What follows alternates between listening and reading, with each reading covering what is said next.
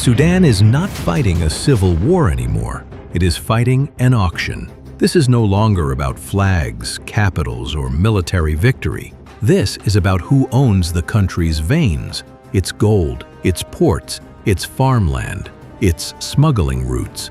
And in a war where territory is worthless without revenue, the winner won't be the side with the most guns, but the side that can pay for the gunfire longest. Who is winning Sudan's war? Not the army that holds the capital, not the militia that seizes the villages, but the one that controls the cash flow. Sudan has become the world's silent blood market, its people displaced, its cities erased, its institutions collapsing into dust. Yet behind every burned town and every starving camp, there is a spreadsheet of profit.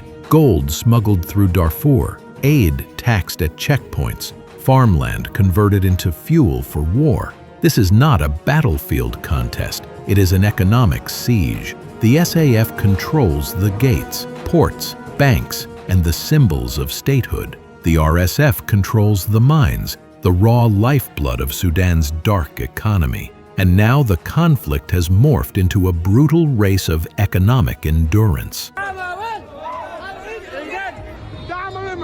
Way good, fan! Welcome to Semonigna Spotlight, your front row seat to the Horn of Africa's most electrifying sagas.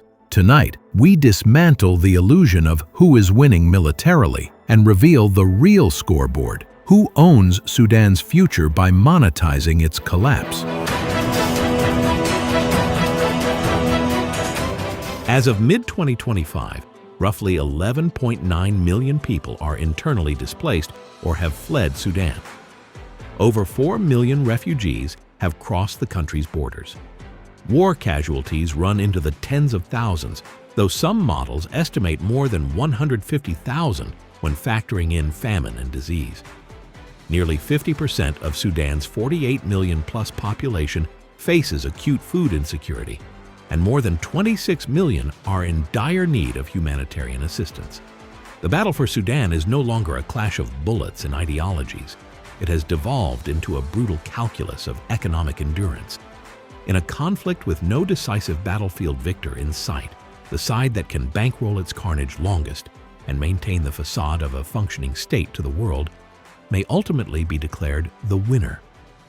The real front lines are not in the streets of Khartoum, but in the gold mines of Darfur, the agricultural belts of Gezira, and the port terminals of the Red Sea.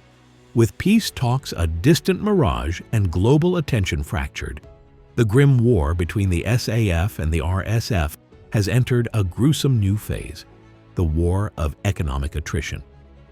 Now, in its devastating third year, the conflict has morphed from a fight for the capital into a struggle to control the very assets that sustain a nation and fund its destruction. The economic chessboard, a nation, carved in two Sudan, is effectively partitioned into two rival economic zones, each with its own strengths and vulnerabilities.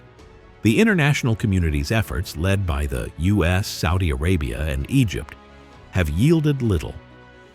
Today, legitimacy is purchased with resources.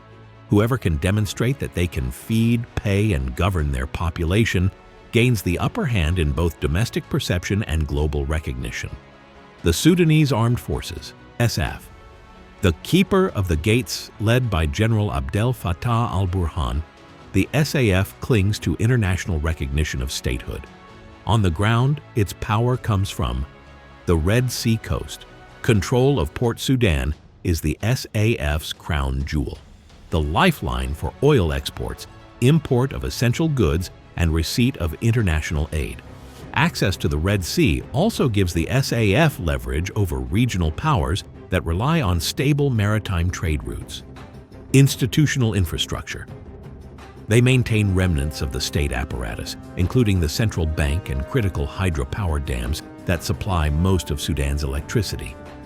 This enables them to keep parts of the economy functioning despite war. Agricultural heartlands, recapture of Gezira State, Sudan's central farming hub, is not just symbolic. It provides food for the population sustains military operations, and strengthens the SAF's claim as the legitimate government capable of feeding the nation. The Rapid Support Forces, RSF. The Lords of Raw Plunder under General Mohammed Hemedi Dagalo, the RSF rules territories like a violent extraction syndicate. Its strategy is simple: control resources, fund operations, and expand influence through economic leverage rather than state governance. Gold.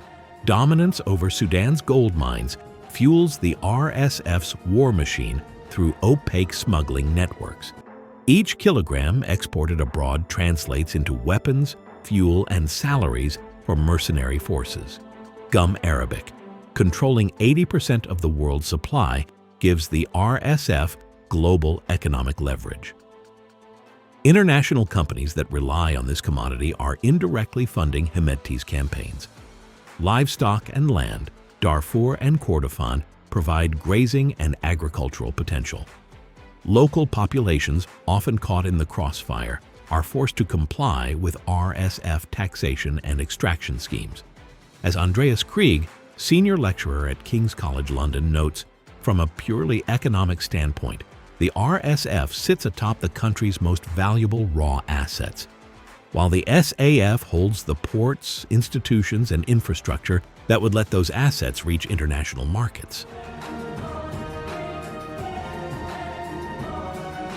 The international vultures, picking sides for profit. Sudan's resource war has drawn in foreign powers, each backing the horse they believe will secure their strategic interests.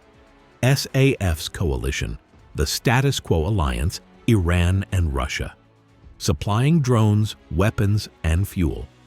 Moscow seeks a stable SAF-controlled Sudan as a potential Red Sea naval base. Egypt, supporting Burhan to safeguard Nile water agreements and prevent destabilization that could threaten Cairo's agriculture and energy supply. Saudi Arabia and Qatar, betting on stability and preservation of existing state structures.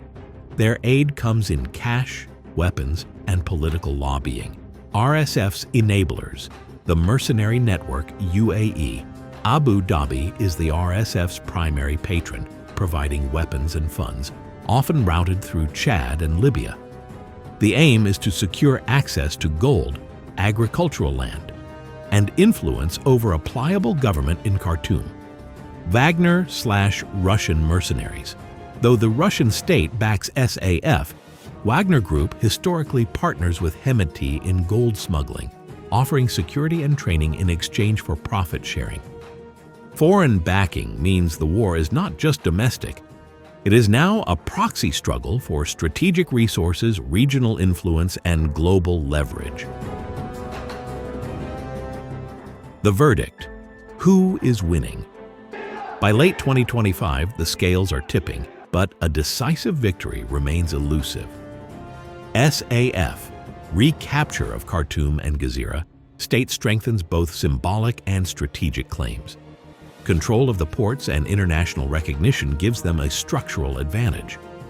With international aid flowing through Port Sudan, they can maintain the semblance of governance and provide for their population. RSF retains control of resource-rich Western fiefdoms. Mobile, well-funded, and ruthless, they can wage a protracted insurgency, draining SAF resources while avoiding conventional confrontation. The winner will be the side that transforms controlled assets into a sustainable war economy and political legitimacy. Currently, the SAF holds a slight edge. They are closer to presenting the image of a functional government capable of engaging globally and feeding its people. Yet the RSF's vast off-the-books wealth means the conflict can continue indefinitely, ensuring Sudan's slow disintegration. The war's real victims are not generals or politicians. They are the Sudanese people, trapped between two powers that see the nation not as a homeland to be saved, but as a treasure chest to be conquered. Hospitals, schools, and farms lie in ruins. Families are displaced and starving. The resources that could rebuild the nation instead fuel bullets, bombs, and smuggling networks. As the conflict drags on, observers warn that Sudan may become a permanent shadow state, a nation split between two rival war economies. The world watches, fragmented and distracted, while millions suffer, trapped in a deadly calculus of survival. Way good, fan. Until next time, keep your eyes on the horn.